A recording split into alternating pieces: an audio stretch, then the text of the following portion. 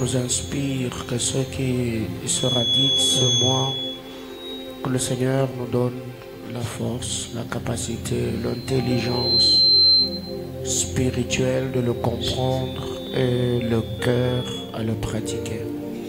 Élevons nos voix, prions le Seigneur. Alléluia, alléluia, alléluia.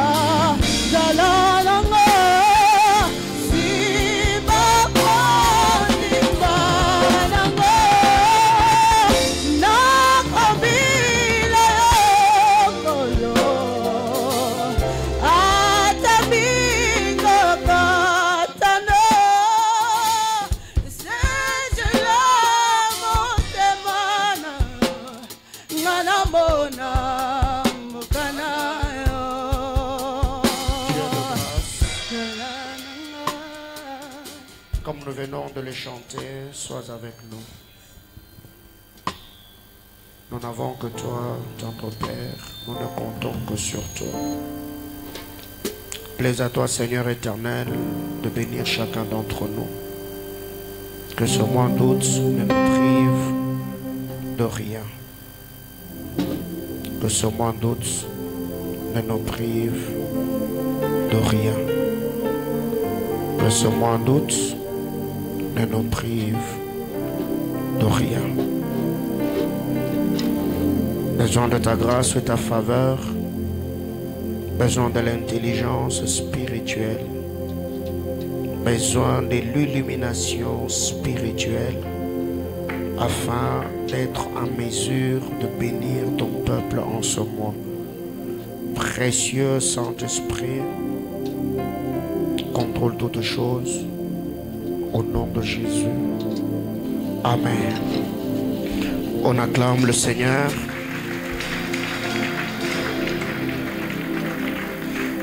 La chorale, que Dieu vous bénisse abondamment, c'était très bénissant ce matin.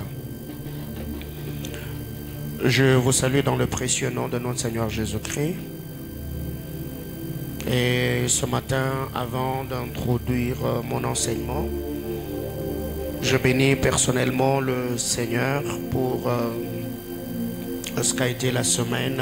Donc nous avons eu un puissant culte le mercredi et le vendredi par la grâce du Seigneur, mais aussi la journée du 1er août, nous étions sortis avec les couples de l'église. Nous avons passé de moments très bénissants, de moments d'échange, de moments de partage, et vraiment nous nous sommes détendus sainement en Christ. Donc chaque 1er août, c'est officiel, le couple du centre missionnaire Manaïm, nous sortirons, nous partagerons, passerons des moments de qualité dans la communion fraternelle. C'est comme cela que nous allons travailler. Mais aussi le dimanche dernier, après le culte, nous avions accompagné la servante de Dieu Eunice au vernissage de son livre sur le trace d'un leader. Est-ce que l'on peut acclamer le Seigneur pour la vie de la sœur Eunice? Vraiment, je vous prie d'acheter ces livres. Vous qui avez de grands rêves, de grandes ambitions, vous savez que Dieu vous a appelé à diriger, à gouverner, pas seulement dans la vie séculière, mais aussi dans la vie de couple. Je vous recommande ces livres-là. Moi, avant la publication, le vernissage, j'ai eu à lire l'ouvrage, tous les 5 chapitres, mais après le vernissage, je l'ai encore acheté. Donc aujourd'hui, j'ai dans ma bibliothèque le livre de la sœur Eunice. Donc ces 2 activités la semaine m'ont personnellement béni. Et nous croyons que Eunice n'est pas seule. Il y a encore de frères et de sœurs dans cette église qui vont écrire des livres, qui vont bénir des générations. Alléluia. Donc je crois en la puissance et la manifestation de la grâce de Dieu. Jacques chapitre 3. Jacques chapitre 3. Nous allons lire du verset 3 au verset 8. Jacques chapitre 3, du 3e au 8e verset. Je nous prie, s'il vous plaît, si on peut honorer la parole du Seigneur. Jacques chapitre 3, du verset 3 au verset 8. Nous lisons ensemble 1, 2, 3, go. Si nous mettons le mort dans la bouche de chevaux pour qu'ils nous obéissent, nous dirigeons aussi leur corps tout entier. Voici, même le navire qui sont si grands et que poussent de vents impétueux sont dirigés par un très petit gouvernail au gré du pilote. De même, la langue est un petit membre, elle se vante de grandes choses. Voici comment un petit feu peut embraser une grande forêt. La langue aussi est un feu. C'est le monde de l'iniquité. La langue est placée parmi nos membres, suyant tout le corps et enflammant le cours de la vie, étant elle-même enflammée par la géhenne. Toutes les espèces de bêtes et d'oiseaux, de reptiles et d'animaux marins sont domptés et ont été domptés par la nature humaine. Mais la langue, aucun homme ne peut la dompter. C'est un mal qu'on ne peut réprimer. Elle est pleine de venin mortel. Parole du Seigneur. Je nous prie de reprendre nos places. Que Dieu nous bénisse abondamment.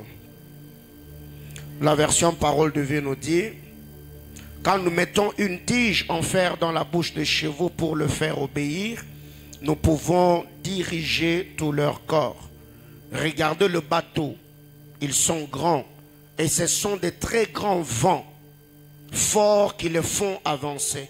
Pourtant, c'est avec un petit morceau de bois qu'on le dirige. Et ils vont là où le pilote veut. La langue, c'est pareil. C'est une petite partie du corps. Pourtant, elle peut se vanter de grandes choses. Regardez. Il faut seulement une petite flamme pour mettre le feu à une grande forêt. La langue aussi est comme une flamme. C'est là que le mal habite. Elle fait partie de notre corps et elle le salit tout entier. Notre langue met le feu à notre vie. De la naissance jusqu'à la mort, ce feu vient du milieu des souffrances lui-même. Les êtres humains sont capables de faire obéir tous les animaux, bêtes sauvages et oiseaux, serpents et poissons. Mais la langue, personne ne peut la faire obéir. C'est une chose mauvaise qui ne reste jamais tranquille. Elle est pleine d'un poison qui donne la mort. Parole du Seigneur.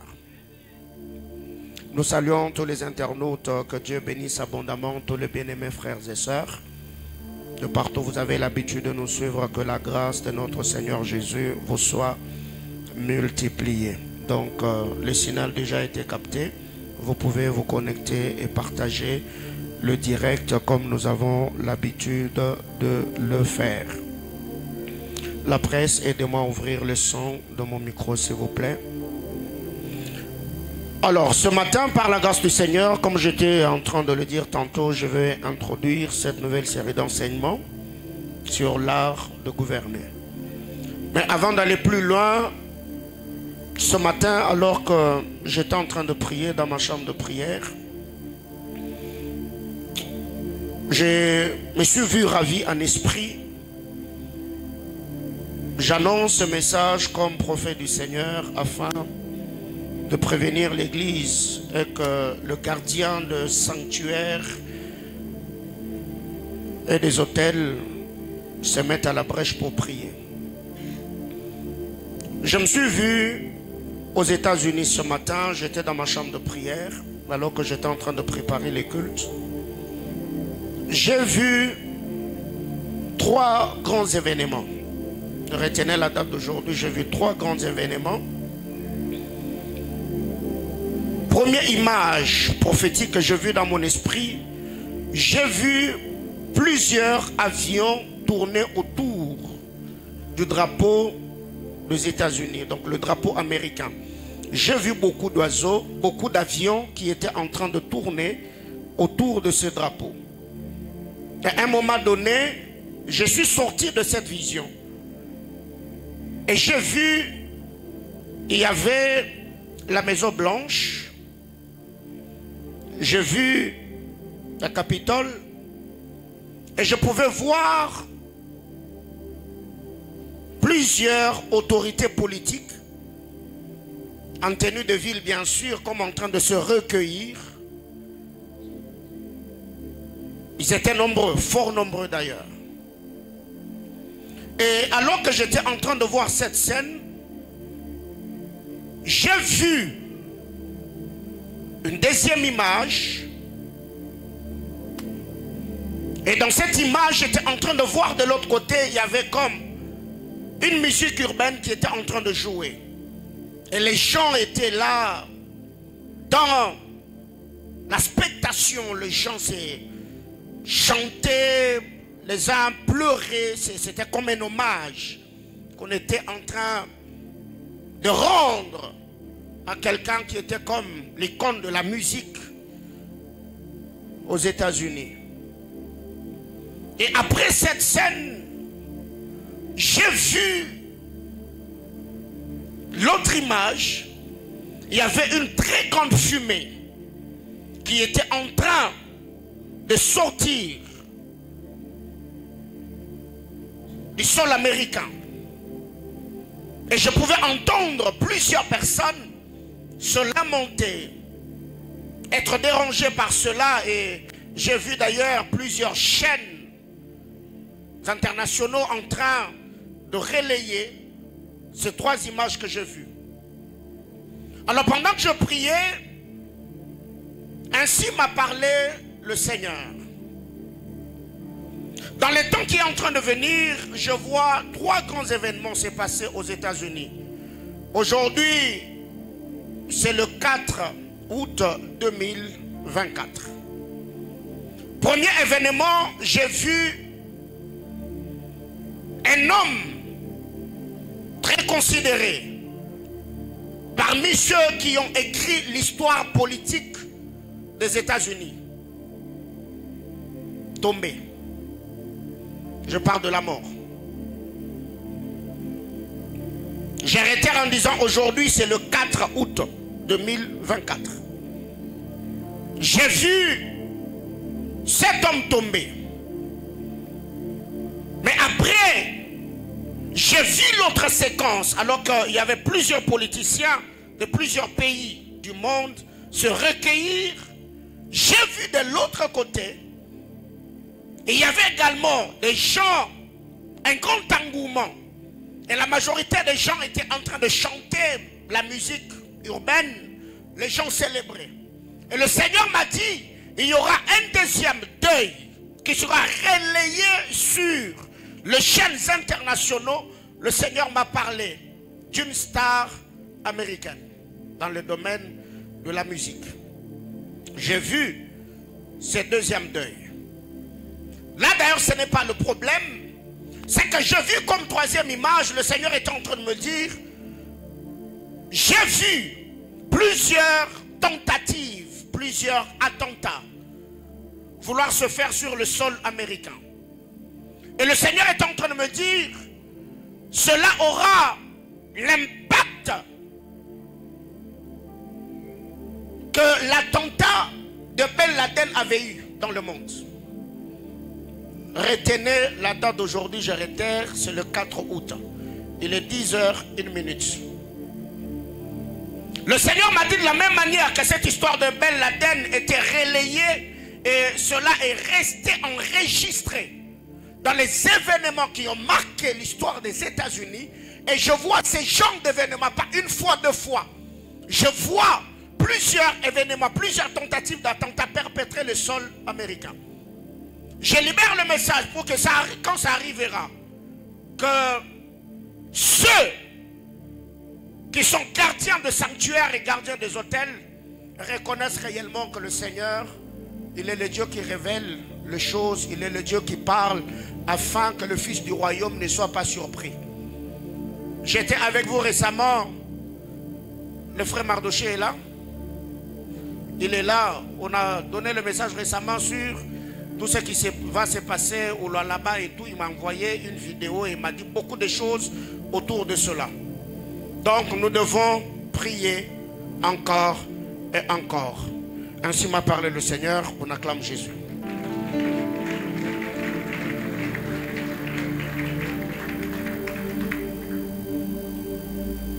Parce que le ministère de prophètes, on dit non, eux ne voient que ceci, ne voient que cela, ils donnent que les noms des gens, ce qui se passe dans le monde, ils ne voient rien.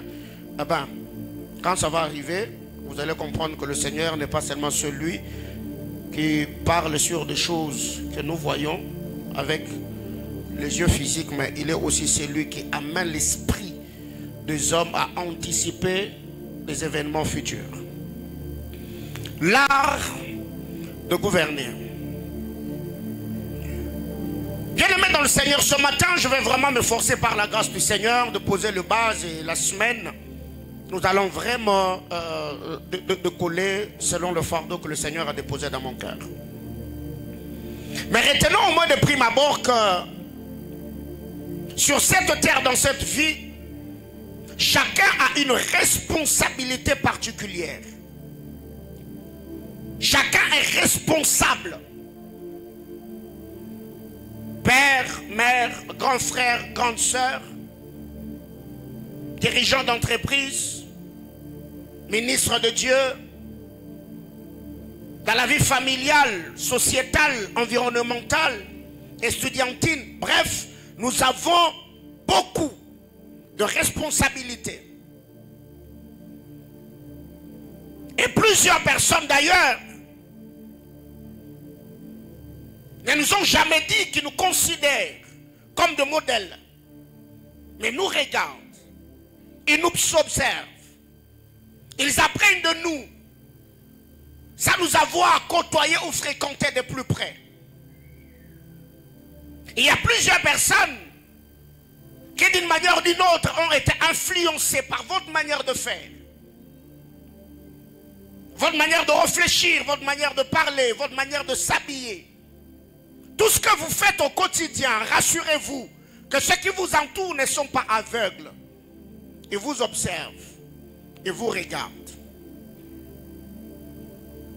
Alors retenons que dans l'art de gouverner, les hommes suivront ce que vous faites parce que vous dites.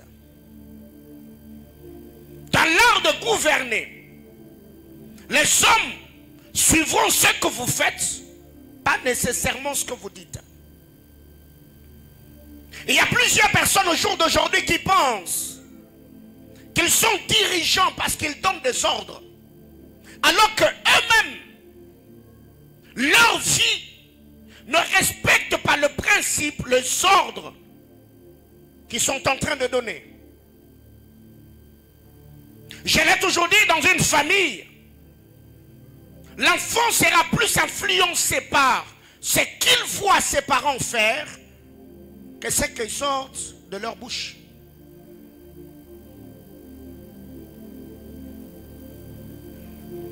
On est conscient que dans cette vie, nous avons multiples responsabilités. Il y a des choses que le Seigneur nous a appelés à faire. Nous avons reçu du Seigneur de merveilleuses et glorieuses promesses. Mais recevoir ces promesses est une chose.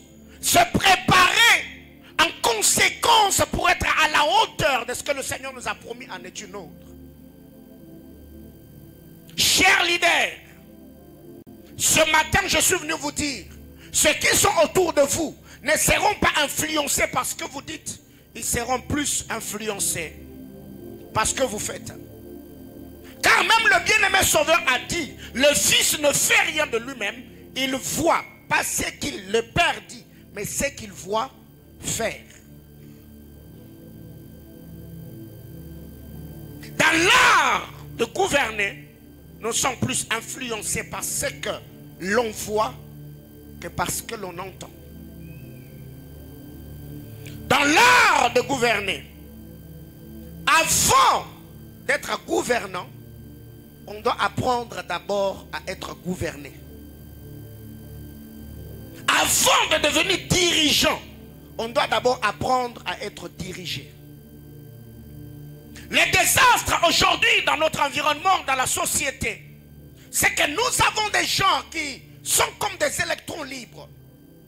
L'apôtre Paul a dit, soyez mes imitateurs, comme je le suis de Christ.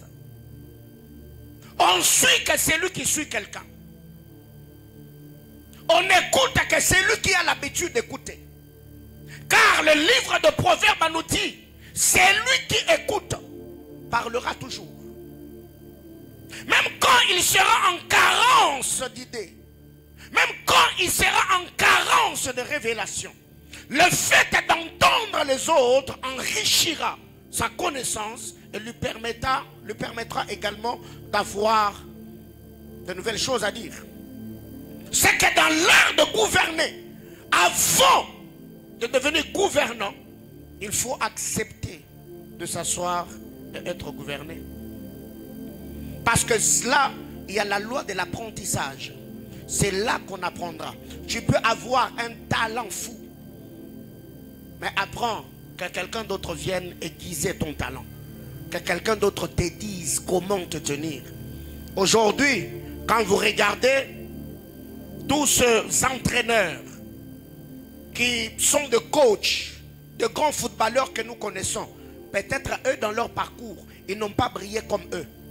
Ils ont de talents, oui, mais ces talents doivent être travaillés.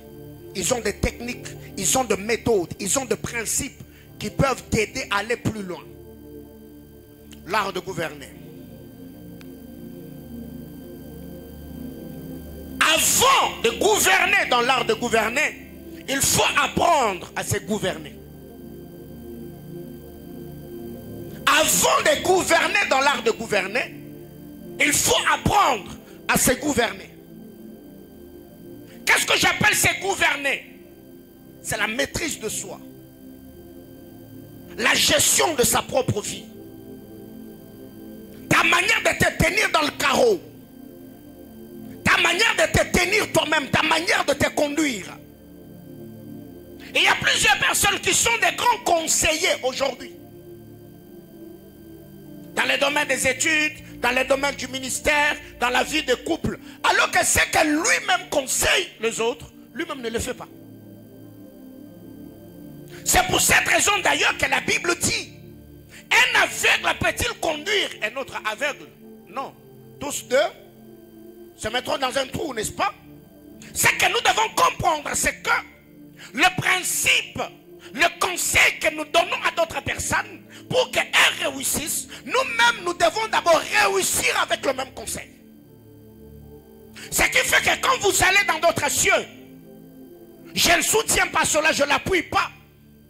Il y a des gens qui vont te dire, mais écoute, toi tu viens ici, tu nous prêches ou tu nous parles, tu nous enseignes sur le principe de la prospérité. Alors que toi-même tu es pauvre. Commence d'abord à pratiquer, à appliquer le principe que tu as. Enrichis-toi. Ah ben, tu viendras nous enseigner le même principe et nous croirons en toi. Quand vous lisez la parole de Dieu dans les livres d'Actes des Apôtres, la Bible claire, nous avons mis par écrit ce que Jésus a commencé par faire et enseigner. Ce que Jésus n'a pas d'abord enseigné, Jésus a fait. Après avoir fait, Jésus a enseigné. Il y a aujourd'hui beaucoup de théoriciens. Je vois, pour réussir le mariage, il faut faire ceci. Pour réussir dans la vie, il faut faire cela. Alors c'est lui qui conseille, lui-même. Il n'a pas d'abord réussi sa propre vie, mais il a des conseils, des techniques et des méthodes à enseigner à d'autres personnes pour qu'eux réussissent. Donc c'est qu'avant de gouverner, apprends d'abord à te gouverner. Avant de diriger les autres, apprends d'abord à diriger ta propre vie. Avant de demander à d'autres personnes d'être sérieux, commence toi-même à être sérieux. Et ça bénira d'autres personnes. Dans l'art de gouverner, tes habiletés peuvent attirer les gens. Mais c'est ton caractère qui les garderont à tes côtés. Dans l'art de gouverner, dans l'art de diriger. Pourquoi je parle ou je vais enseigner ce mot sur l'art de gouverner? Parce que le Seigneur nous a dit, parmi les promesses d'alliance, je le dis le dimanche dernier, Dieu nous a dit que dans cette maison d'alliance, dans cette commission, Dieu fera de nous des décideurs influents. Chacun dans son couloir d'appel. Il y a une grâce, il y a une onction, il y a des êtres de gloire que Dieu a attachés à cette église, à cette commission, qui vont nous introduire de manière spectaculaire et surnaturelle, chacun dans sa destinée prophétique.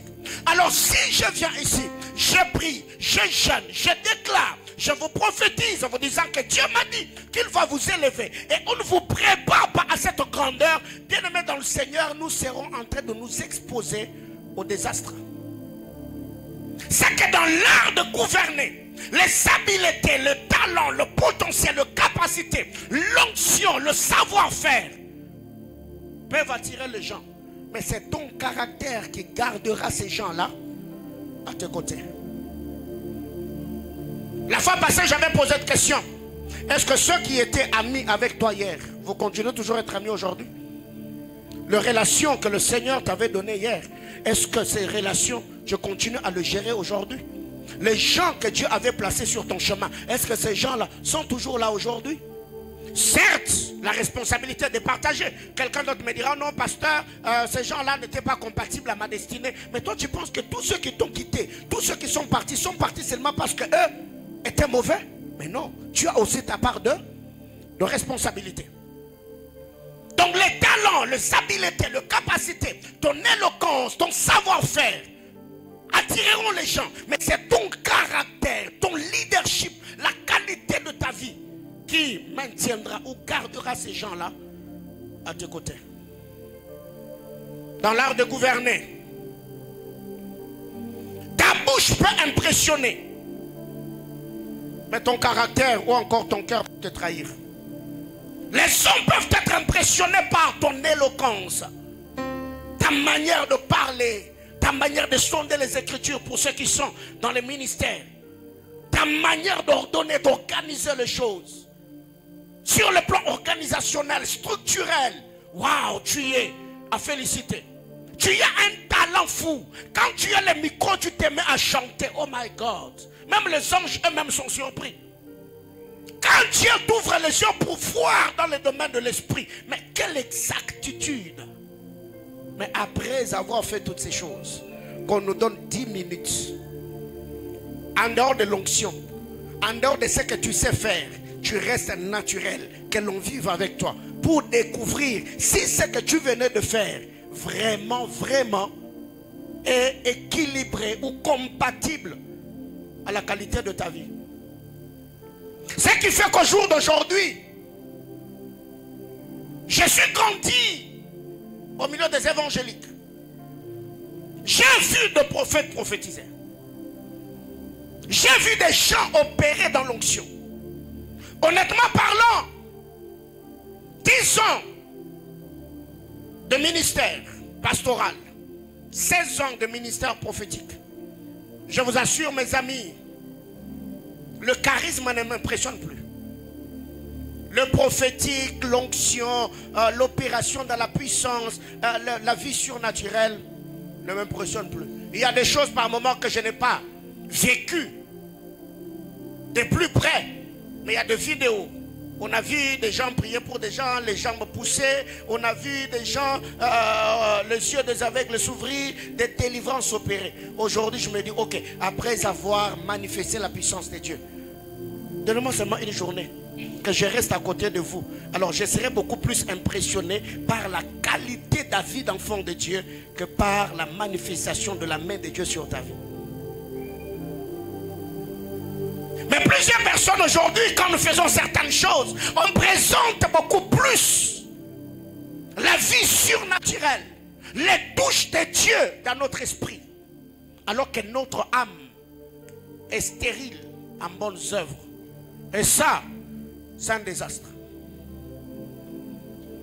La grâce peut t'ouvrir la porte, mais ton caractère peut te faire expulser.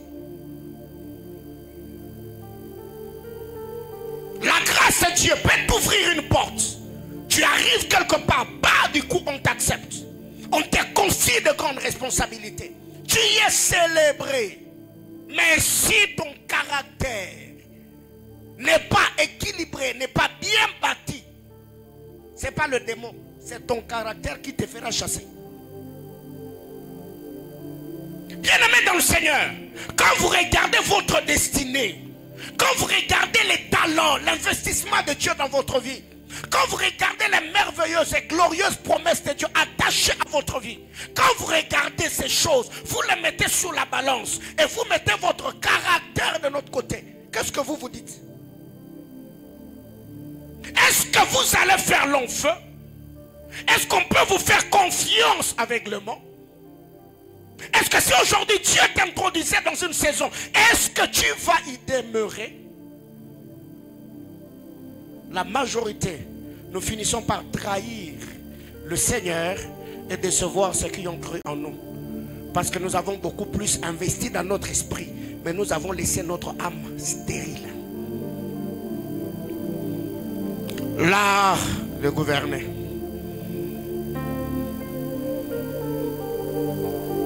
La loi de l'apprentissage que plusieurs négligent et oublient aujourd'hui est la porte qui mène à la royauté. La loi de l'apprentissage. Toute bonne gouvernance est bâtie sur une loi. Apprendre comment vivre dans la cour des grands. Tu veux régner, il faut apprendre. Même ceux qui nous dirigent aujourd'hui continuent à apprendre jour après jour. Comment s'asseoir quand on est en public, comment parler au micro, quand on est sur le tapis rouge, comment on marche, quand on est à table, comment on tient le couvert, quelle couleur une autorité peut mettre quand il se tient devant les gens. Donc ils apprennent tous les jours. C'est que vous devez savoir, alors le problème avec nous, les évangéliques, c'est que quand nous venons, tout tourne autour de la prière et la grâce de Dieu. Oh Seigneur, élève-moi. Seigneur, oh alléluia, alléluia. Take it, power. Tu tombes, tu te relèves. Et Dieu, dans sa souveraineté, il manifeste quand même sa fidélité. Il te bénit, il t'élève. Et c'est là maintenant que dans la gloire, le mauvais côté de ton caractère là commence à te réclamer.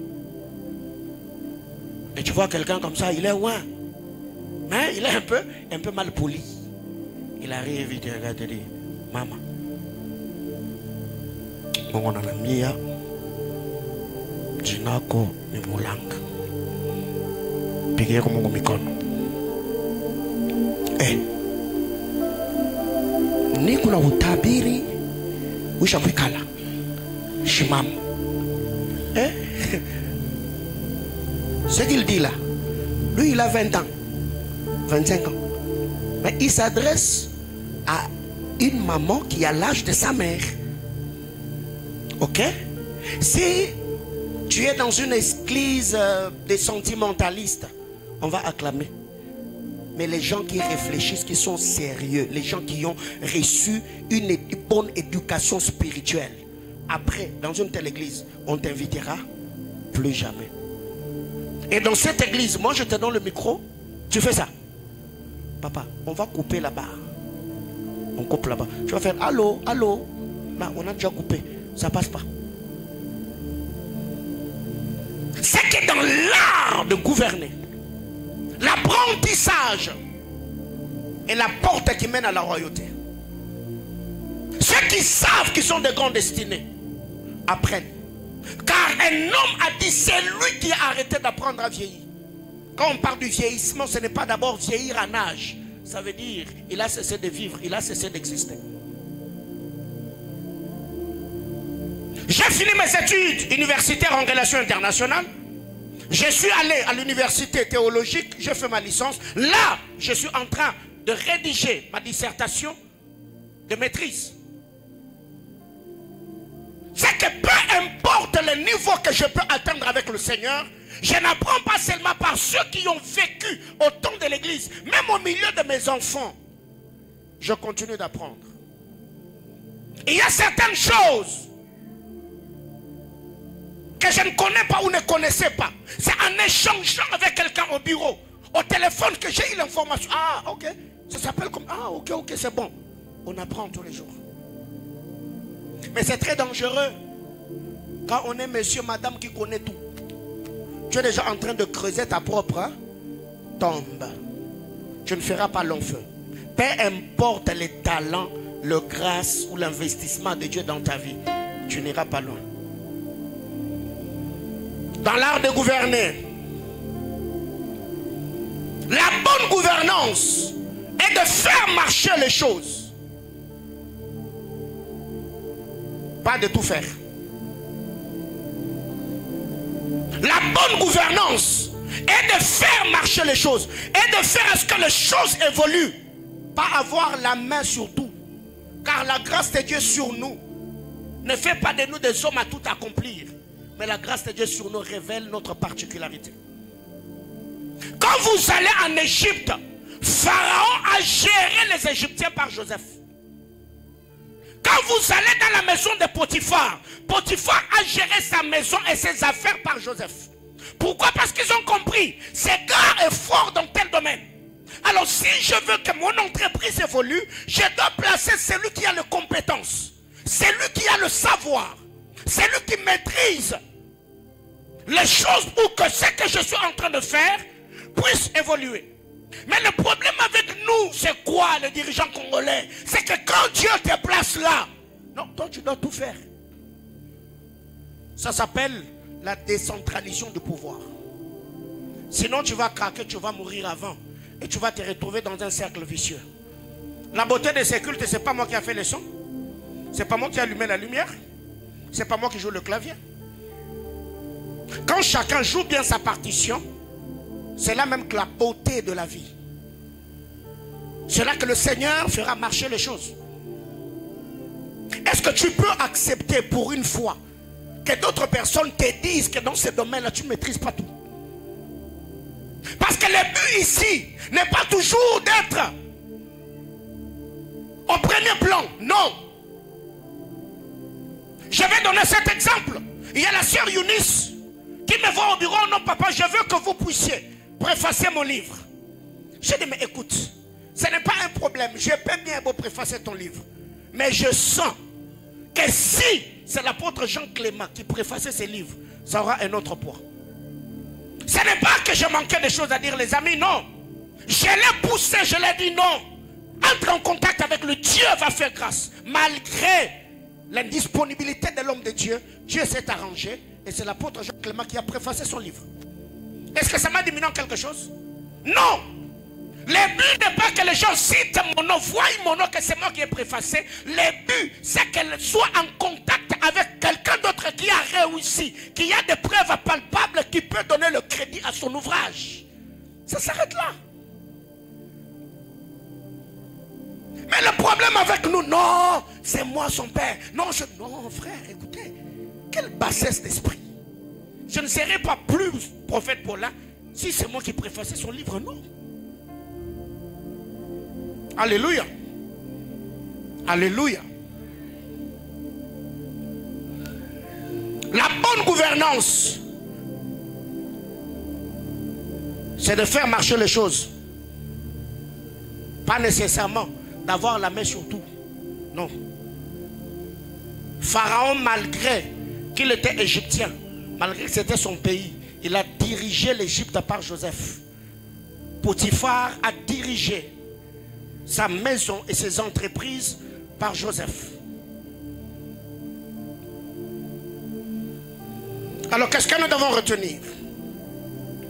Quand vous lisez la parole de Dieu dans le texte de Jacques chapitre 3 que nous avons lu, je crois que l'étude exégétique de manière approfondie je le ferai la semaine. Jacques est en train de nous présenter quelques figures. Il parle du bateau, il parle du feu, il parle des animaux marins, le reptile, les oiseaux. Et Jacques conclut et nous dit que toutes ces choses peuvent être domptées et ont toujours été domptées par l'homme. Mais l'homme a du mal à se dompter lui-même. Le lion, malgré sa terreur et le rugissement, le lion a été dompté. L'hippopotame, des baleines, les éléphants, les oiseaux, les reptiles et tout ce qui va avec. L'homme est arrivé à dompter ces choses. Mais vous verrez que dans l'homme, il y a une sémence de rébellion où l'homme a du mal à être maîtrisé. Comment expliquer? Le Seigneur est venu. Dieu m'a parlé, Dieu m'a dit, je veux t'élever, je veux te bénir, je veux t'enrichir. Tu seras une grande femme d'affaires, tu seras un homme influent, tu seras une femme influente. Ok, après cela, je fais quoi? J'ai dit amen. Je fais l'offrande et je vais en retraite. C'est que tu n'as pas compris. Tous ceux qui savent qu'ils ont des grandes destinées, après avoir reçu le tableau prophétique de leur destinée, la première des choses, c'est de chercher Dieu. La deuxième des choses, c'est de travailler sur eux-mêmes. Parce que je sais que si je continue à chercher le Seigneur continuera à se révélera. Le Seigneur continuera à marcher avec moi. Mais entre moi et le Seigneur, une fossé peut se créer si je ne travaille pas sur ma personne. Mon caractère peut me réclamer dans la gloire. Mon caractère peut me disqualifier. Bien-aimés frères, il y a beaucoup de gens que nous avons connus, des grâces, des talents, des puissantes onctions qui pouvaient jusqu'aujourd'hui continuer à bénir le monde. Mais ces personnes, c'est dans la gloire que les faiblesses de leur cœur ont commencé à se manifester. Oh, lui aussi parlait comme ça. Et lui aussi avait ce comportement. Oh, d'autres, mais pas lui. Non, lui aussi. Parce que vous savez, un homme a dit, au bas de l'échelle, on ne peut pas parler de l'humilité. Parce que tu n'as pas encore fait face au pouvoir de l'argent. Quand tu es au bas de l'échelle, tu es dans l'anonymat. Tu ne peux pas parler de la simplicité. Parce que tu ne sais pas l'influence qu'il y a derrière la notoriété. Déjà toi-même tu te connais. Aujourd'hui là, tu ne roules pas carrosse, tu n'as pas de villa.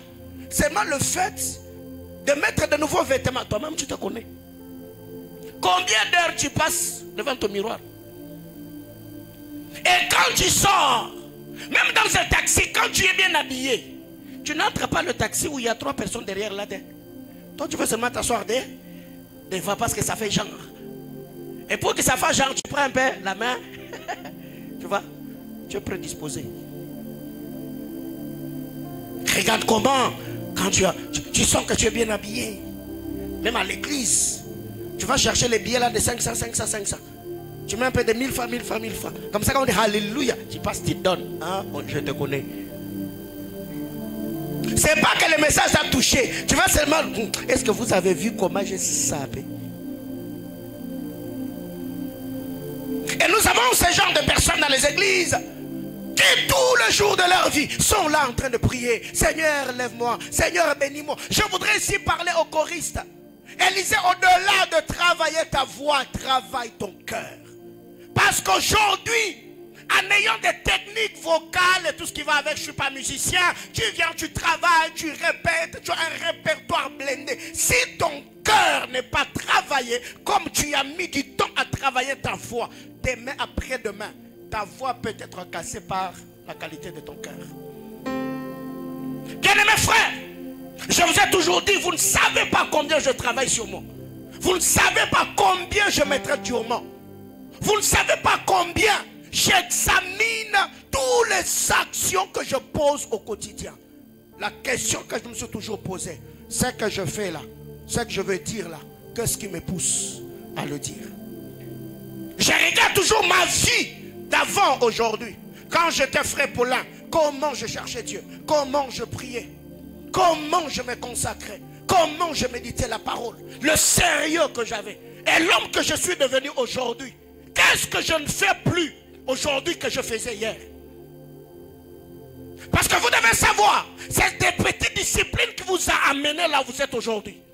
Ce sont des petites choses que vous faisiez hier qui étaient l'échelle de votre ascension. Mais si maintenant vous voulez changer de discipline, rassurez-vous que c'est bien et beau. Mais vous ne serez pas la personne que vous étiez hier.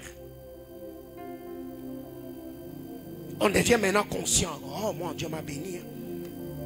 Mon Dieu m'a béni. Vous savez, très généralement dans cette vie de Lubumbashi, plusieurs personnes me connaissent de nom. Mais moi, je ne suis pas connu. Alléluia. Ouais. Il y a des gens qui me connaissent de nom. Prophète Paulin. Mais moi, là, les gens ne me connaissent pas. Et j'aime ça. Parce que quand on veut maintenant être à l'entête d'affiche, c'est moi ceci. C'est moi cela, c'est moi ceci. Et d'ailleurs, depuis longtemps, j'ai toujours lutté avec les concepteurs de nos affiches. Quand on met une photo, réduisez la taille de ma photo. Ne me mettez pas au centre d'affiche. Arrangez ceci, arrangez cela. Pourquoi? Je veille sur mon cœur. Et même la semaine, j'ai tenu une conversation avec le pasteur des extensions. Je leur ai dit non. Nos affiches ne doivent pas être conçues comme cela. Enlevez vos photos au centre d'affiche. Quand vous mettez de côté, on n'est pas de star, on n'est pas de vedette. Mettez les photos de côté. Pourquoi je le fais? Parce que si aujourd'hui, on ne se traite pas durement, demain après-demain dans la gloire, ça sera catastrophique. Vous allez commencer à arriver ici. Quand on chante, un peu de Jésus, un peu de Liban. Hey, Dieu de Papa Paulin. Hey, Dieu de Papa. Hey. Jésus, Jésus, Jésus, Jésus, Jésus. Qui est Paulin? Misérable que je suis. Alors, si tu mets mon nom dans la chanson, ça va ajouter quoi? Rien. C'est Jésus que l'on doit célébrer. Alors maintenant, le Congolais doit également être équilibré. Ce n'est pas pour autant que maintenant, si tu te mets à parler, que... Ah, on ne va pas parler. Comme nous vous avons dit. Si on équilibré, excès de zèle, maman écoute. Alléluia. Double honneur, n'est-ce pas? Respectez-moi, honorez-moi, je suis votre pasteur. Mais ne me vénérez pas. La gloire appartient à Jésus. C'est Jésus l'auteur de notre salut. C'est lui qui est mort sur le bois de la croix. C'est lui qui a versé son sang. C'est que tout grand dirigeant, tout leader doit apprendre d'abord à tenir son âme. Même le psalmiste, un moment, David a tenu son cœur. Il a dit, mon cœur, mon âme, pourquoi t'as battu au-dedans de moi? Espère en l'Éternel. Quand tu sens que ton âme devient agitée, tu sens l'odeur de l'argent, l'odeur de l'onction, les gens parlent de toi, tu te sens agité, parle à ton âme, qui es-tu? Reste humble. Les gens me connaissent, ils savent. Si tu me rencontres et que je suis habillé comme ça, c'est que je pars prêcher. Je n'aime pas m'encombrer pour rien. Je mets des baskets, je mets des jeans, je mets des polos. Je mets très simple. Je ne suis pas pasteur quand je mets une veste, non. Même si tu venais chez moi, je suis en gros pantalon comme ça, en babouche. Je suis pasteur. Si je dis take it, ça fait partir. Ce matin, quand tu m'as parlé dans ma chambre de prière, je n'étais pas en veste. Alléluia. Vous n'êtes pas ce que vous êtes en fonction de ce que vous faites. Vous êtes ce que vous êtes parce que vous l'êtes. Je parle à quelqu'un. Tu ne seras pas ce que tu es en fonction de ce que tu feras. Tu es ce que tu es en fonction de ce que tu es. Donc ne cherche pas à devenir mystérieux. Mystérieux, mystère. Lui parle pas trop. Hein. Vous savez d'ailleurs, là où il y a trop de mystères, c'est qu'il n'y a plus Dieu. Alléluia. Ou un jour je viens comme ça, on m'appelle maintenant évêque. Je prêche avec des kippas. Papa, bitanzachi.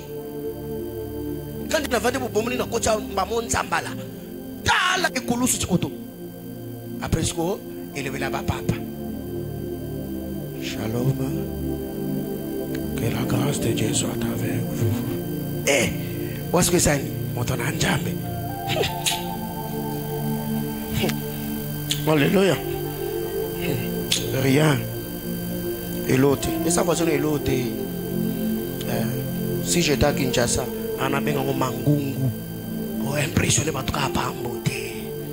Même si moi en Zambie, Jean, Andola la Natolo naï. Alléluia. Dis à ton voisin, soyons simples. Ce matin, je suis venu m'entretenir avec quelqu'un. Ça n'a rien à voir d'être agité. Il y a des gens qui gagnent des millions, frère. Ils sont simples. Il y a des gens qui gagnent des milliards. Ils sont humbles. Il y a un salaire à 300. Attendez, on comment? Toi, tu ne salues plus les gens. Vous savez? Je suis tombé sur une vidéo. Je crois que c'était au temps du président Obama. Qui a suivi cette vidéo-là? Il y avait un type qui était à côté de l'hélico, un militaire. Obama est venu, papa, il est entré dans l'avion. Après un moment, il rentre. Il est salué. C'est bon. Après, il passe. Je dis, waouh. Est-ce qu'il était obligé? Non. Il Il était le président Barack Obama. Donc il y a des choses que l'onction ne vous en apprendra pas. Je parle à quelqu'un. Il y a des choses que vous n'apprendrez jamais dans la gloire. C'est que maintenant là, vous qui êtes dans cette église, nous savons la promesse qui est attachée à cette église. Que peu importe le temps que ça prendra, ta vie, tu ne finiras jamais dans l'anonymat. Tu peux dans cette entreprise là, tu as commencé au bas de l'échelle. Dans cette boîte là, tu es entré faiblement. Cette entreprise là, c'est toi qui cours derrière le contrat. Mais rassure-toi qu'à un moment donné, le Seigneur t'ouvrira son bon trésor, le ciel, et répandra des contrats, répandra des invitations, répandra la notoriété. Mais est-ce que tu seras prêt à gérer le poids de la gloire? Tu seras prêt à gérer la gloire? Est-ce que tu seras prêt à gérer la gloire? L'art de gouverner. Le but n'est pas de diriger les autres. Le but c'est se diriger soi-même. Alors écoutez ceci, mes amis. Quand vous lisez la parole de Dieu dans le livre de 1 Samuel, David a dompté le lion. David a dompté l'ours. Il a maîtrisé le lion. David a maîtrisé l'ours. Mais quand David a vu Bathsheba, David n'a pas contrôlé les lions et l'ours qui sommeillaient en lui. David s'est tenu devant un lion qui n'avait pas pitié. L'ours qui n'avait pas d'âme. David a dompté ses bêtes. Mais quand David voit la femme du riz, David ne sait pas maîtriser lui-même. Comment vous réagissez quand vous êtes face aux choses que vous aimez le plus? Vous devez savoir, c'est juste que si tu ne sais pas éduquer ton estomac, même dans le domaine du manger, il y a certaines choses que tu ne feras pas. Il y a certaines disciplines qu'on s'impose, pas nécessairement parce que cela est salutaire aujourd'hui, mais parce que je sais où je vais avec Dieu, j'apprends à m'interdire moi-même certaines choses. Tu peux être fort quand toi tu tiens l'adoration. Même Dieu lui-même a envie de se prosterner devant Dieu. Tu peux le faire alors que ton âme est debout. Quelqu'un peut venir devant toi, il te salue comme ça, Jambo Baba. Il se met à genoux, alors que dans son cœur il t'insulte, alors que dans son cœur il est debout. Chers frères, comment vous réagissez quand vous êtes face aux choses qui vous tentent, face aux choses que vous aimez le plus, les choses qui révèlent votre faiblesse humaine? Comment vous réagissez? Il y a des soeurs comme ça, elles aiment les chaussures. Elle, quand ils voient une photo sur internet, c'est une chaussure Louboutin. Eh, mamie. Elle peut aller emprunter l'argent.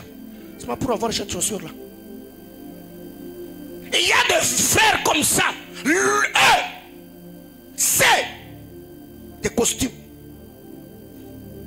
Il peut passer commande sans avoir l'argent. Par la foi. Il dit non, il faut m'amener. Et qu'est-ce qu'il va faire? Il va aller demander l'argent de gauche à droite. Même au point de voler. C'est moi pour avoir là la chose. David a maîtrisé les lions. David a maîtrisé l'ours. Mais face à Bathsheba, David ne sait pas maîtriser. Face à la tentation, comment vous réagissez? Vous rougissez ou vous restez calme? Bien-aimés frères, la stratégie, très généralement, les gens qui tombent face à la tentation, parce que vous êtes trop conscient que vous êtes tenté. Cela ne veut pas dire qu'oublier la tentation, non. Même si tu sens que ton cœur est déjà parti, mais que ton corps donne l'impression que tu tiens encore. Ouais. Mais tu sens déjà que toi-même, tu es déjà parti. Mais, il ne faut pas faire voir à la personne que au coin de Mayanga.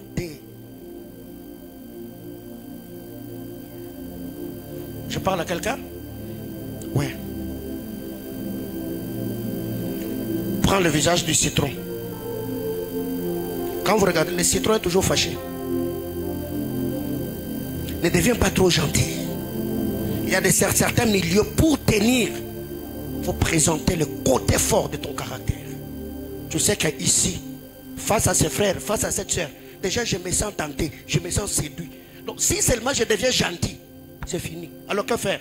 Tu deviens dur. Pas trop de tendresse, tu deviens dur. Parce que tu veux te tirer d'affaire.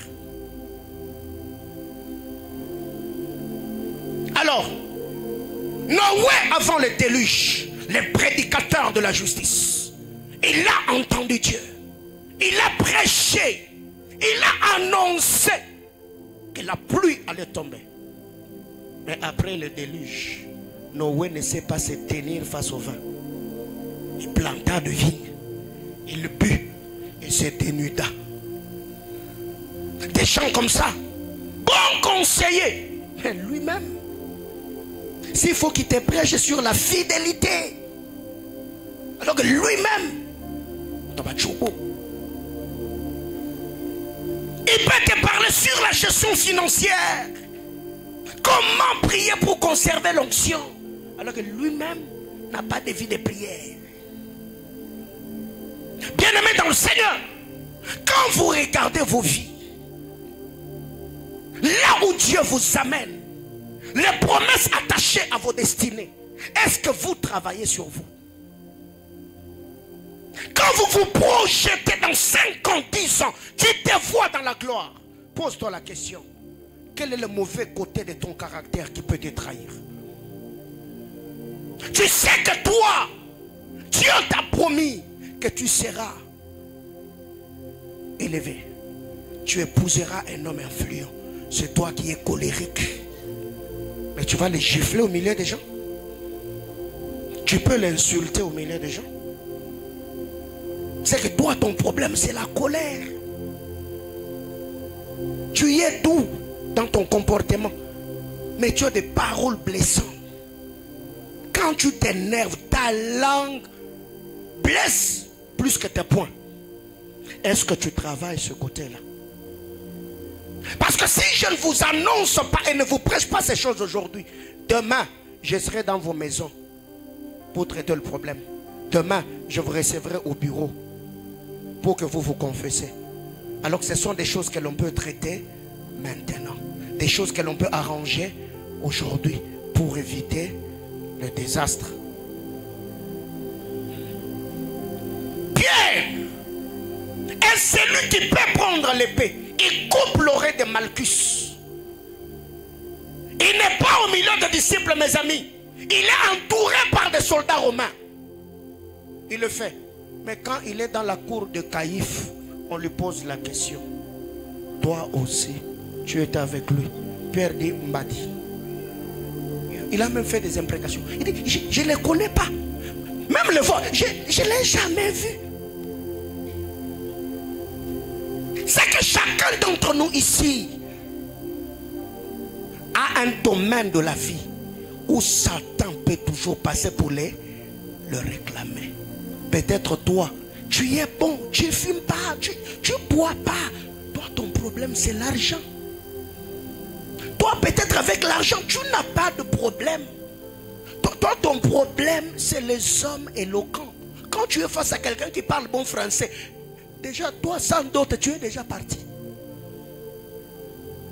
Peut-être pour toi, c'est une femme intelligente. Quand tu es face à quelqu'un qui a l'ingéniosité, toi-même, tu peux devenir une dot. Tu peux devenir même jardinier chez elle. C'est pas pour que tu la voies parler français. Alors, si déjà tu sais que ça, c'est le mauvais côté de mon caractère, c'est par ici que le diable peut passer pour me réclamer. Frère, ne néglige pas. Pas toi autant que tu peux. Brise ton cœur dans la prière. Réclame cela et sois entouré par des gens qui peuvent te dire certaines vérités en face. Quelqu'un t'a dit, toi tu es orgueilleux. Toi tu es prétentieux. Toi tu es orgueilleuse. Tu as un mauvais langage. Toi tu n'as pas l'esprit d'humilité. Mais quand tu vois quelqu'un qui est toujours sur la défensive, dis-toi que sa chute sera soudaine. Tu peux vaincre le célibat par la prière et te retrouver dans les divorces parce que tu ne sais pas gérer ta colère. Tu peux vaincre le chômage par la prière. Tu te trouves viré du travail par manque d'honnêteté. Quand vous lisez la parole de Dieu, la Bible déclare Moïse était l'homme le plus doux, l'homme le plus patient dans la maison de Dieu. Mais celui-là a une colère maudite. Moïse le bègue. Les Écritures parlent de lui, l'appelant l'homme le plus patient, l'homme le plus doux. Mais l'homme le plus doux, un moment, la malédiction attachée à Lévi l'a réclamé. Dieu lui dit, parle. Moïse, dans sa colère, il frappe. Parce que le peuple l'a cassé tout le temps. Et Dieu lui dit, parce que tu as fait cela, tu n'entreras pas. Bien-aimé dans le Seigneur, toi tu sais que dans ta famille, le grand problème avec les hommes de chez vous, c'est qu'ils se font draguer facilement. Tu sais que le problème avec les femmes de chez vous, c'est que les femmes de chez vous ont un sérieux problème. Les hommes mariés les courent toujours derrière. Tu sais que le combat de chez vous, c'est que l'esprit de divorce réclame les femmes. Et c'est toi qui prends ton mariage à la légère. C'est là que je dis le dimanche dernier, chacun doit connaître l'histoire de sa famille. Les démons qui est en permanence dans ta famille. L'esprit qui a toujours ravagé ceux qui ont vécu avant toi jusqu'à aujourd'hui, ça t'aidera à être aux aguets. Il y a des gens qui prennent des vies comme ça à la légère. Et quand on te regarde, on se rend compte. Les informations, tu les as, mais tu ne les prends pas au sérieux. Alors que le diable travaille sérieusement pour arriver à accomplir ses desseins sur ta vie. Pas sur ta vie, le plan machiavélique qu'il a vis-à-vis de toi. Mais toi qui as les informations, c'est toi qui prends les choses à la légère. Posez la question à Samson, très fort devant les hommes, tabassé de milliers et de milliers. Un jour, il s'est retrouvé sur les cuisses d'une femme qui n'avait ni épée, ni lance, ni javelot. Samson. Vous savez que l'histoire de Samson personnellement, au lieu que ça m'instruise, ça m'a toujours fait peur.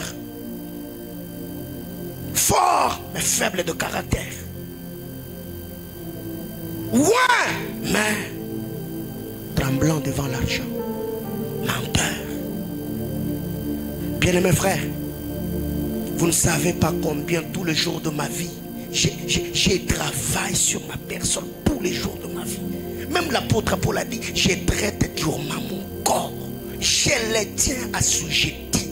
Quand tu veux que ton toit veut se manifester, je ne le ferai pas. Je ne veux pas le faire. Apprends à t'humilier. Tu vas te foutre de l'humiliation. Ouais. Quiconque a appris à s'humilier lui-même, il n'a que faire de sa dignité. Il n'a que faire de sa personnalité. Parce que si déjà lui-même s'est humilié, alors ton humiliation me fera quoi? Si déjà moi-même, je me suis déjà tué, alors si je te vois ayant un couteau, je vais trembler. Ma vie ne m'appartient plus. Fais ce que tu veux. J'ai plus peur. C'est que le problème avec nous, c'est que Dieu par moment, il nous fait passer par l'humiliation. Parce que nous avons fui l'école de l'humilité. Est-ce que ce matin, le Seigneur peut investir en toi les yeux fermés? Est-ce que quand tu regardes ta vie, tu le places sur la balance? Est-ce que ton intelligence, ta beauté, ton savoir-faire, ton éloquence, ton style vestimentaire ne suffit pas pour accomplir fidèlement la mission que Dieu t'a assignée? Moïse. Alors, qu'est-ce que nous devons retenir ici? Quand vous lisez la parole de Dieu, dans Genèse 49, Jacob se lève, il regarde Judas. Il dit, Judas mon fils, tu auras les hommages de tes frères. Judas mon fils, tu es un lion. Tu es comme une lionne. Quand il se couche, qui fera lever Juda? Le sceptre et le bâton ne quittera jamais entre les mains de Juda. Quand Jacob descend, il regarde Benjamin. Il dit, Benjamin, mon fils, toi tu es un loup sauvage. Le matin, il déchire le butin. Et le soir, il déchire la proie le matin. Et partage le butin le soir. Les lions et le loup sont carnivores.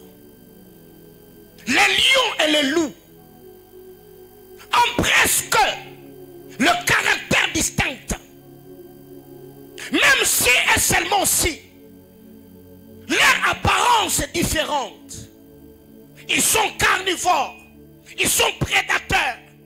Ils ont presque un même mode opératoire. Quand Jacob parle, il prophétise sur Juda, lui disant que la royauté est à toi. Mais quand David arrive, il voit que c'est Benjamin le loup qui a la couronne, qui a le trône. David se pose des questions. Qu'est-ce qui se passait dans le règne de l'esprit? Juda a perdu la royauté à cause d'une sexualité mal gérée. Il est parti avec sa belle-fille, Tamar. Or, la loi disait qu'un homme, un enfant qui est issu des liens incestueux, 10 ans, 10 générations, il n'entrera pas dans le sanctuaire. Les Ammonites et les Moabites n'entreront pas. Il se fait que quand vous lisez la parole dans le livre de Matthieu, la Bible déclare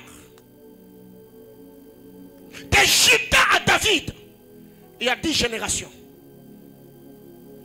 Quand vous prenez la génération d'Abraham, la génération d'Isaac, la génération de Jacob, la génération de Juda, nous fait 4 générations. Il y a eu 14 générations de David jusqu'à Christ. Mais qu'est-ce qui s'est réellement passé?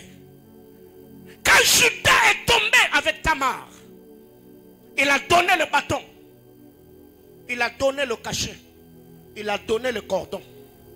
La royauté est partie. Mais pour que Juda récupère la royauté, il y a des choses qui devaient se faire. Les mêmes Juda dont on est en train de parler ici, je ne parle pas de Juda, fils de Jacob. Je parle de David, qui est de la postérité de Juda. David, avant de devenir le berger d'Israël, il a d'abord commencé à gérer la bergerie de son père. Mais comment David faisait ce travail? David a géré la bergerie de son père. Pas avec l'arme du guerrier, mais avec la harpe de l'adorateur. Suivez-moi très bien, je suis en train de chuter. David, qui est Juda, avec un instrument, David a géré la bergerie de son père. Alors que Benjamin le loup, qui n'avait pas d'instrument, a perdu les ânesses de son père. Je parle de Saül. Et quand vous lisez la parole de Dieu, dans Ézéchiel chapitre 28, on est en train de nous parler de Satan, Lucifer. Les chérubins protecteurs aux ailes déployées. Il est celui qui veillait sur la gloire de Dieu. Il était sentinelle du trône. Et qu'est-ce que le prophète dit par la révélation divine? Il dit le tambourin, les luttes, la harpe furent créés et mis à ta disposition. C'est que le trône était sécurisé par l'adoration. Le trône était sécurisé par la louange. C'est que pendant qu'il utilisait les instruments de musique, je parle de Lucifer, selon la prophétie d'Ézéchiel 28, le trône était sécurisé. Le trône était protégé. Et si j'ouvre une brèche, tout ne se protège pas que par la prière. À chacun d'entre nous, le Seigneur a donné une grâce particulière selon la mesure de grâce. Et chaque homme doit apprendre à développer les bons côtés, les côtés forts de sa vocation, de son élection en Christ, afin que ces côtés deviennent le bouclier protecteur de tout ce qui est à lui et de tous ceux qui sont avec lui. Et qu'est-ce qui arrive dans la suite? Pour que Judas rencontre Benjamin, Judas devait être présenté. Il y avait un médiateur entre Judas et Benjamin. Benjamin est dans le besoin. Il est agité par un esprit impur. Judas sur lui repose l'onction de l'adorateur. Mais il a fallu que Judas soit présenté. C'est ainsi que cet homme qui travaille dans la cour royale va dire à Benjamin: j'ai vu un homme de la maison d'Isaïe qu'on appelle David. Il est beau, il est intelligent, il sait jouer, il est éloquent. Mais par-dessus tout, l'Éternel est avec lui. C'est que pour que Judas rencontre celui qui a ce qui lui appartient, Judas doit être présenté. Et je crois qu'en ces mois d'août, aujourd'hui c'est le premier dimanche du mois, la loi de la présentation spirituelle sera activée ce matin afin que le Seigneur par sa grâce place sur ton chemin les hommes et les femmes que tu dois rencontrer. Oh my God, j'étais déjà en train de bénir quelqu'un.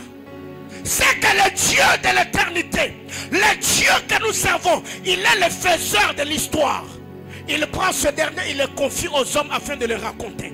Je voudrais que l'histoire que Dieu a déjà faite sur ta destinée, que cette histoire quitte l'éternité, que cette histoire s'introduise dans le temps, que les hommes le racontent. Car le Dieu de la Bible, il est le faiseur de l'histoire.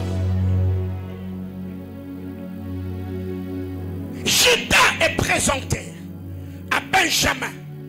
Et quand Judas entre dans la maison de Benjamin, Judas devait calmer l'agitation de Benjamin. Benjamin est un loup, pas n'importe quel loup. Benjamin est le loup sauvage. Benjamin est celui qui n'a pas de contrôle. Benjamin est celui qui ne se soumet pas.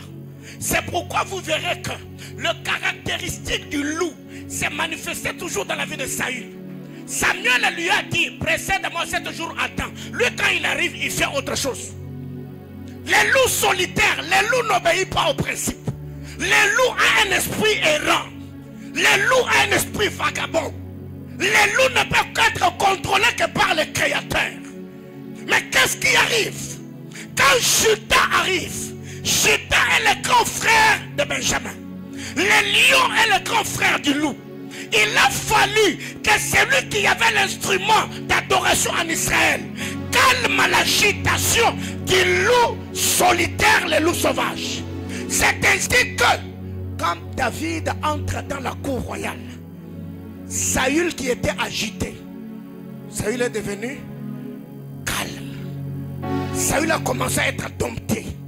Saül a commencé à être maîtrisé.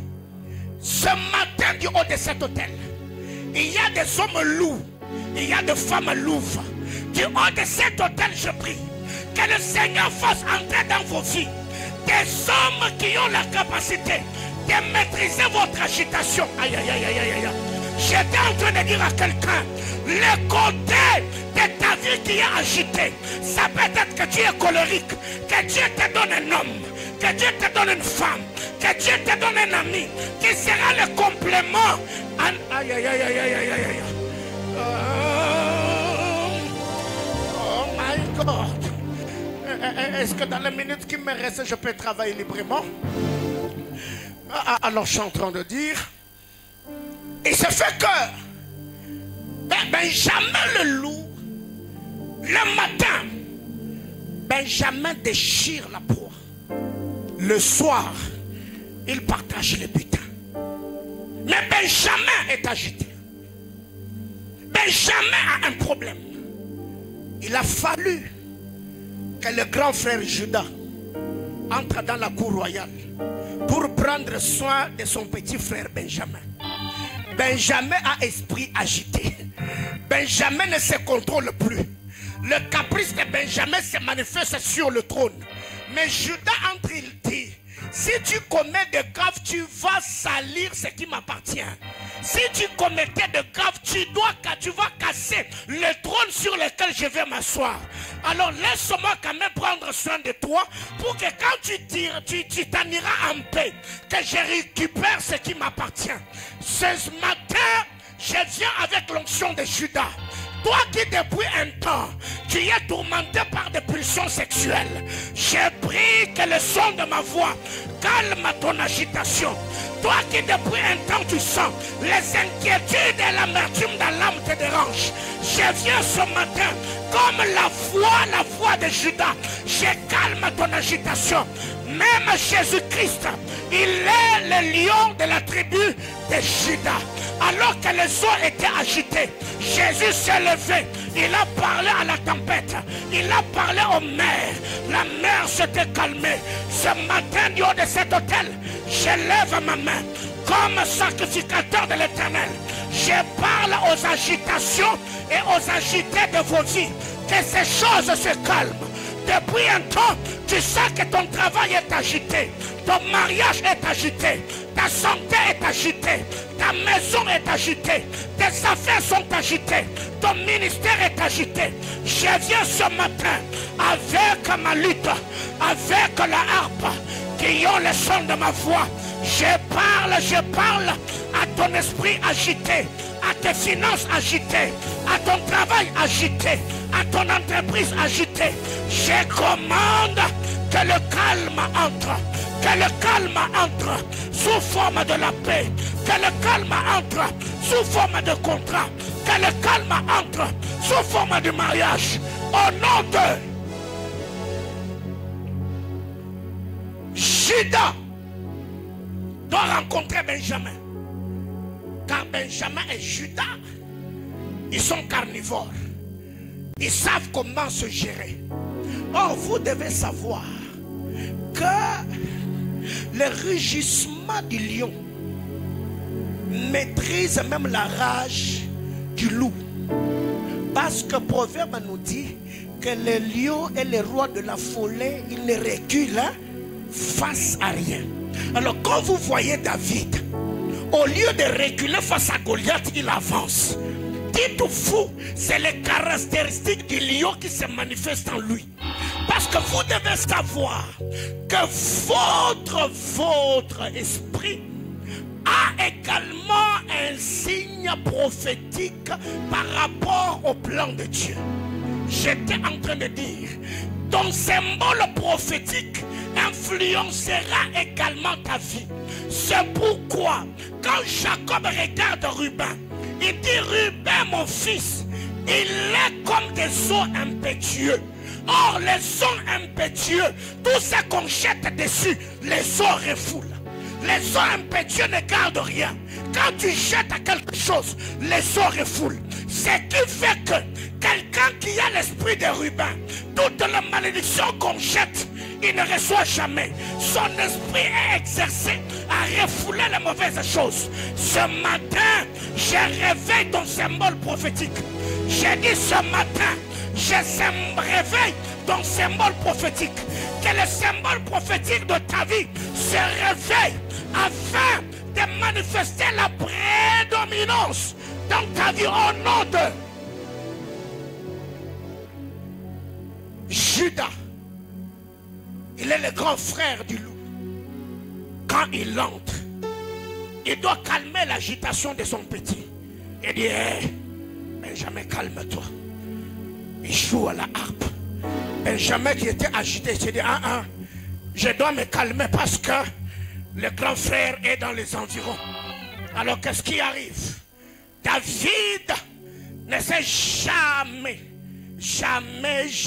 jamais détracté ou se retiré de cette bataille de lui et de Goliath. Mais qu'est-ce qui arrive? C'est que quand les lions rencontrent les Judas, quand les lions rencontrent le loup doit se débarrasser de son autorité pour le placer sur le lion car c'est le lion qui est le roi de la forêt. Comment expliquer? Quand vous lisez la parole, la Bible déclare que Saül dépassait tous les enfants d'Israël de la taille. Donc Saül n'avait pas la taille de David, ni en masse, ni en poids. Mais comment expliquer une telle personne, quand il voit le petit David arriver, il prend son armure, il lui donne. C'est comme pour dire, c'est toi qui sais rugir. Moi ici, j'étais un roi qui faisait...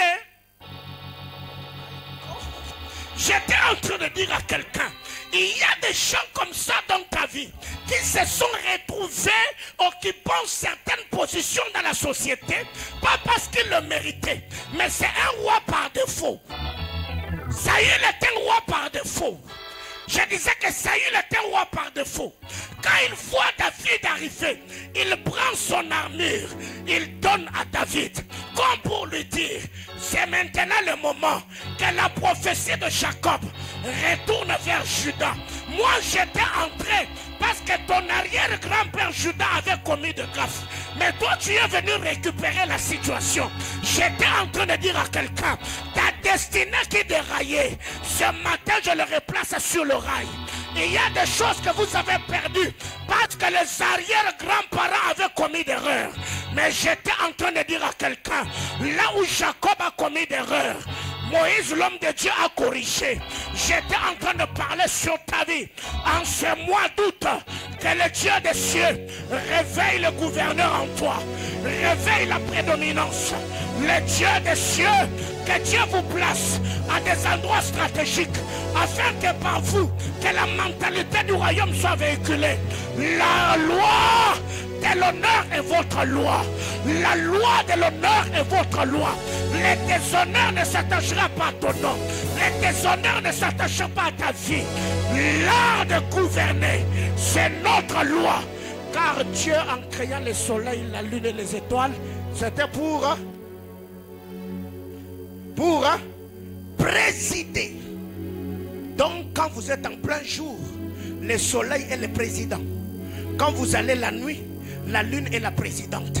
J'étais en train de dire à quelqu'un, c'est pourquoi vous allez vous rendre compte, les femmes ont surtout un sacerdoce nocturne.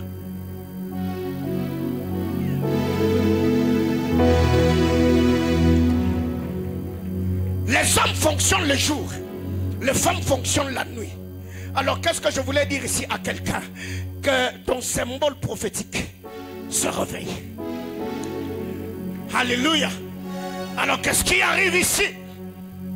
Quand Benjamin prend la tenue, son armure, et le dépose sur David, David doit relever le défi de Benjamin avant que Benjamin ne lui laisse le trône.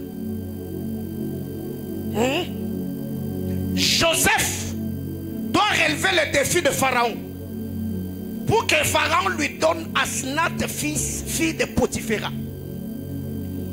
Jésus, parlons de Samson.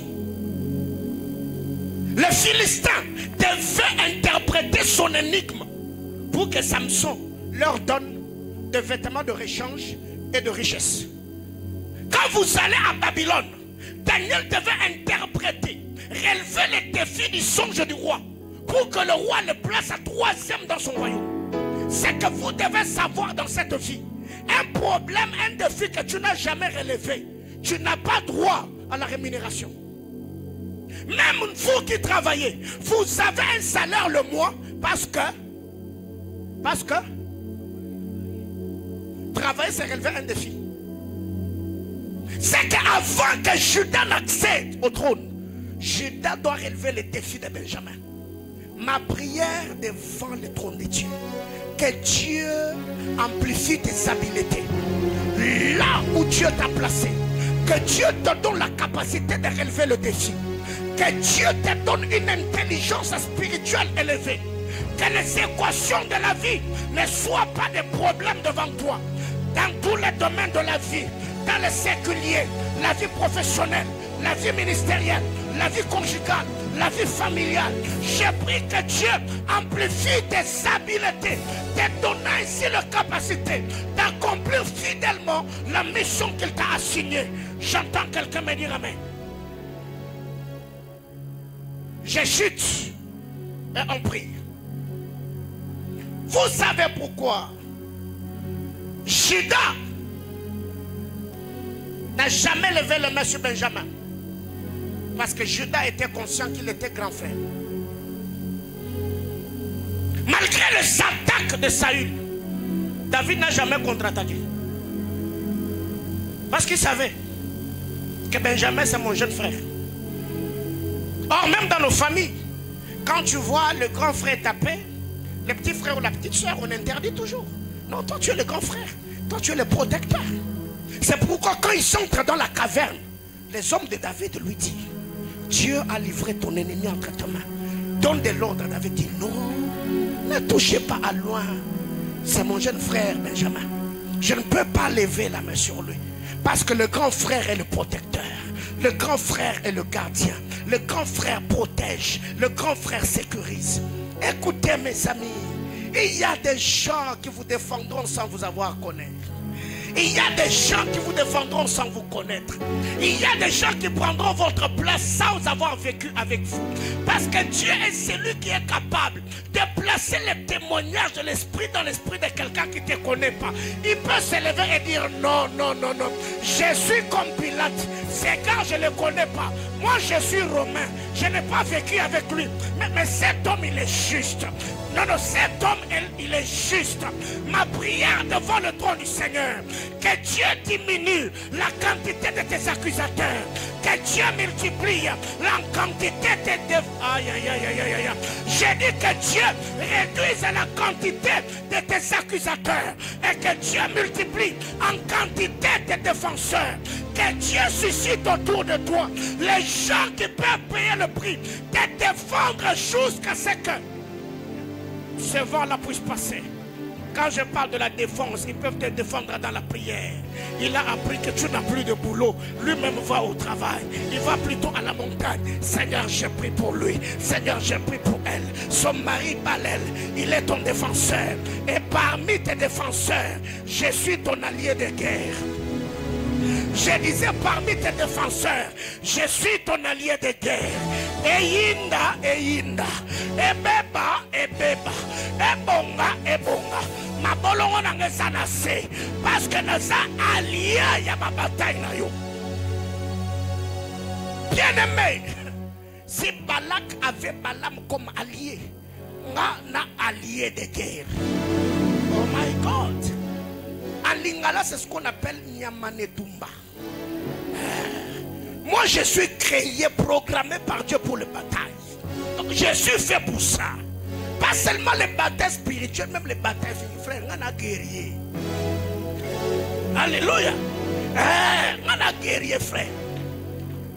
Biso va défendre la biso, biso net défendre la bateau. Parce que l'antenne spirituelle, c'est programmé comme ça. Alléluia. Cavalier solitaire. Dis à ton voisin, Osanya Manetumba.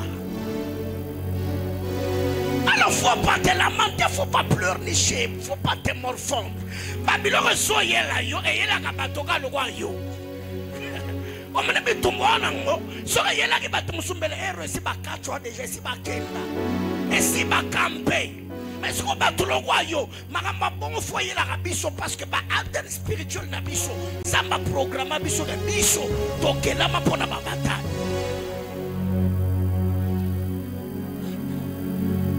Dis à ton voisin, papa est mon allié de guerre. Mais vous savez quoi?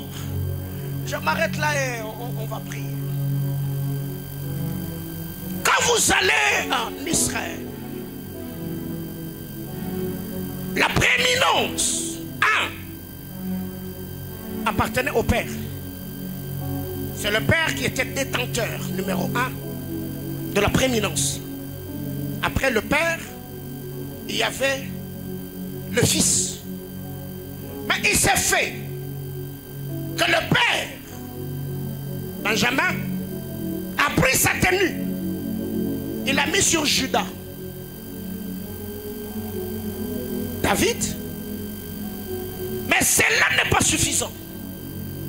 Il a fallu que Judas et Benjamin fassent alliance pour que la royauté quitte de manière officielle et légale Benjamin pour Judas. Le père a pris son armure. Il le place sur David. Jonathan prend son armure. Il donne à David. Il dit à David, maintenant, traitons alliance. Parce que je sais que toi tu vas régner. Moi je vais partir.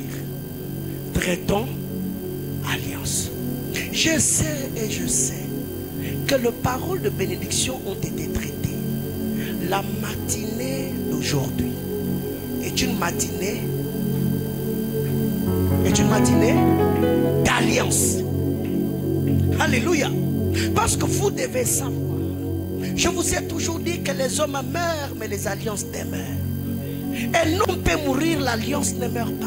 Même plusieurs années, l'alliance a réclamé celui que les pieds et les jambes avaient disqualifié, qu'on appelle Méphibosheth, pour qu'il se retrouve dans la cour du roi. C'est que pour que la royauté rentre de manière officielle à Juda, il a fallu que celui qui détenait l'autorité chez Benjamin, Saül, prenne sa tunique et le donne. Et c'est lui qui était l'héritier du trône, qu'on appelle Jonathan de Benjamin. Il prend sa tunique, il prend son épée, il remet à David. Il lui dit, ouais, maintenant je veux que l'on traite alliance. Ce matin, je t'ai donné ma tunique, je t'ai donné mon épée, j'ai parlé sur toi. Maintenant, dans 5 minutes, on traite, hein?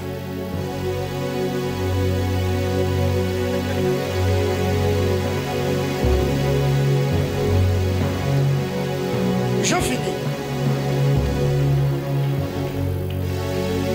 Je finis.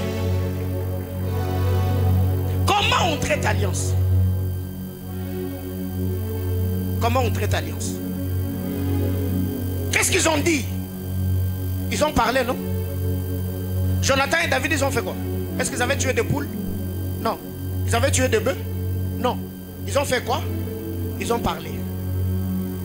Qu'est-ce qu'ils ont dit? Jonathan regarde David. Il lui dit, tu es mon ami. Je t'aime comme j'aime mon âme. Je ne te ferai pas du mal. David aussi a dit la même chose. Mais il s'est fait que Jonathan dit à David, je sais que tu vas devenir roi. Quand tu deviendras roi, n'oublie pas ma postérité. Parce que moi je vais partir. Et David consent. Il lui dit, oui, j'accepte. Je prendrai soin de ta postérité. Là, c'était le clause de leur alliance. C'est que quand tu deviens roi, ne détruis pas ma descendance. Alors pour nous ce matin, comment on va prier? Dans 5 minutes, on va dire à Dieu, Seigneur, cette maison d'alliance, cette commission a une alliance. Notre alliance avec le Seigneur a 4 piliers que nous appelons les 4 paroles d'alliance. Le parole d'alliance, c'est ce que le Seigneur nous a dit à nous. Maintenant, c'est à nous de faire alliance avec Dieu. Nous appuyons ainsi sur le parole d'alliance. Je prends un exemple. Seigneur, tu as dit que tu me feras dépasser les frontières interdites. J'accepte cette parole. Je m'approprie cette parole. Et moi, en retour, je prends l'engagement. Ça, c'est toi. Par rapport aux besoins que tu as. Par rapport à ce que tu veux que le Seigneur fasse pour toi. Anne, au temple à Silo, elle a dit à Dieu, Seigneur, si tu me donnes un garçon mâle, je ferai quoi? Je vais te le prêter. Anne n'a jamais dit je vais te donner. Je vais te le prêter. Comme clause d'alliance, le rasoir ne passera pas sur sa tête. Et avant de faire cette prière, tourne cette fois ta langue. Est-ce que je parle à l'église? Il faut tourner cette fois ta langue. Seigneur, là où je suis, j'ai besoin des enfants. C'est une limitation que le diable m'a imposée. Parce que tu y as dit que tu vas nous faire dépasser les frontières. Je m'approprie cette parole. Mais si tu me donnais ces enfants, regarde ce que moi je prends comme engagement. Ici je ne parle pas d'argent. Non. Donc j'étais en train de dire que le Saint-Esprit t'illumine, t'aide à comprendre qu'est-ce que toi, à ton niveau, tu feras pour le Seigneur. Pas d'abord pour l'église. Est-ce que je parle à quelqu'un? Je n'ai pas dit ce matin que venez ici, prenez des engagements d'argent. Non, non. Moi ce matin, j'ai fait alliance avec Dieu dans ma chambre de prière par rapport à l'église. J'ai dit, Seigneur, je m'attends à telle et telle autre chose. Si tu fais ça, moi, regarde ce que je ferai, regarde ce que je serai, regarde comment je conduirai ton peuple. J'ai fait et bien joué ma partition dans ma chambre de prière. Dans 5 minutes, est-ce qu'on peut être debout s'il vous plaît? Nous clôturons le culte.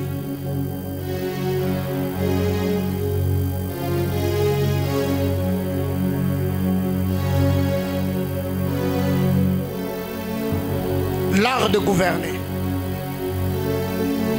Pour que Judas gouverne, il devait servir Benjamin.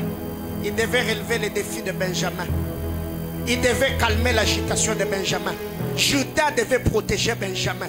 Même quand Benjamin est mort, Judas a maudit la montagne de Gilboa. Quand je parle de Judas, je parle de David. Judas a chanté un cantique. Judas a tué celui qui était venu lui annoncer la mort de Benjamin. Parce que Benjamin est mon frère. Benjamin n'est pas mon ennemi. Benjamin n'était pas mon concurrent. Suis-moi dans la prière. Abba Père, dans le nom de Jésus. Ce matin, devant ton trône, je prie, m'appropriant de 4 paroles d'alliance attachées à mon église. Tu as dit que dans cette maison, tu feras de nous des décideurs influents. Je m'approprie cette parole. Tu as dit que le ciel me donnera la rosée et la terre me donnera le meilleur produit. Je m'approprie cette parole. Seigneur, tu as dit dans ta parole que tu feras de moi décideur influent. Je m'approprie cette parole. Tu m'as dit qu'aucun homme né d'une femme ne se glorifiera de ma voix combattue et ma voix vaincue. Je m'approprie cette parole. Et à mon tour, je prends l'engagement. Mets-toi à prier. Oui, prie le Seigneur, prie Dieu.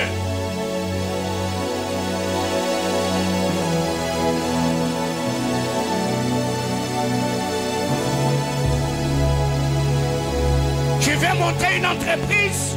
J'ai pris pour ta famille, j'ai pris pour ton ministère, j'ai pris pour tes études, j'ai pris pour le projet. Sens-toi libre. Prends ton engagement devant Dieu. Prends ton engagement devant Dieu. Prends ton engagement devant Dieu. Par rapport à ton ministère, par rapport à ton foyer, par rapport à tes enfants. Prends l'engagement. Seigneur éternel, comme Jephthé, si tu me donnes la victoire, ce qui me rencontrera, je te l'offrirai. Ce matin, c'est une matinée d'alliance. C'est une matinée d'alliance. C'est une matinée d'alliance.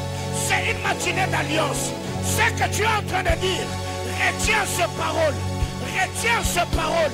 Retiens ces paroles. Ce ne sont pas des paroles en l'air. Retiens-le. Retiens-le. Dans cette ville, tu te feras un nom. Je te l'annonce comme décret apostolique. Dans ta famille, toi et ton mari, vous allez vous faire un nom. Je te l'annonce comme décret apostolique. Dans cette nation, tu auras Paritali que l'ouverte à l'émonima.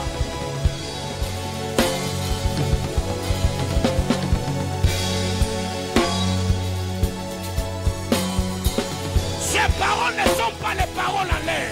Tu pries pour tes affaires. Tu fais alliance. Tu pries pour les enfants que tu dois avoir. Tu traites alliance. Tu pries pour ton mariage. Tu traites alliance. Tu pries pour ton ministère. Tu traites alliance. Tu pries pour tes enfants. Tu traites alliance. Ce matin, c'est une matinée d'alliance. Moi, j'ai déjà fait ma part. C'est ton temps de prier. Tu parles devant ton Père. Tu pries devant ton Créateur. Tu parles devant ton Dieu. Que le Seigneur Dieu de grâce entende ta prière ce matin. En rentrant à la maison, ce que tu dis, tu peux le mettre par écrit afin de ne pas l'oublier. Afin que tu te rappelles. Afin de te souvenir que je l'avais dit à Dieu. Je l'avais promis à Dieu. Anna a fait alliance et n'a jamais oublié. C'est sur les paroles d'alliance qu'elle a rappelé à Samuel. C'est pour cet enfant, elle a rappelé à Élie. C'est pour cet enfant que j'étais en train de prier. C'est pour cet enfant que j'ai demandé à Dieu. C'est pour cet enfant que j'ai prié le Seigneur.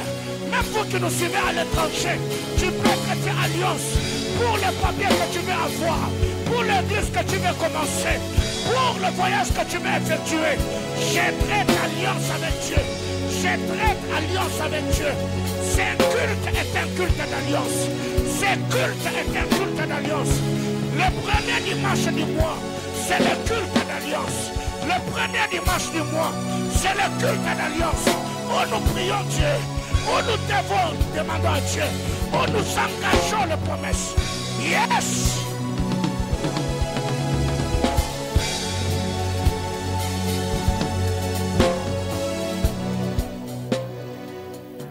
Prie avec moi, Abba Père, dans le nom de Jésus.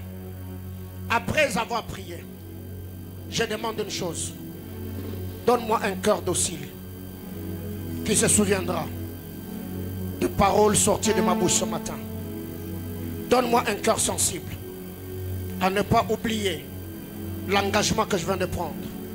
Que les êtres de gloire attachés à cette commission recueillent mes paroles et les mènent devant le trône. Au nom de Jésus. Amen. Acclame le Seigneur et c'est fait.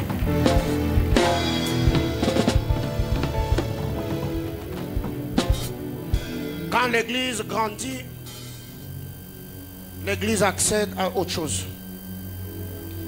Quand l'église atteint la maturité, l'église monte dans la compréhension des réalités spirituelles et même notre manière de prier changera.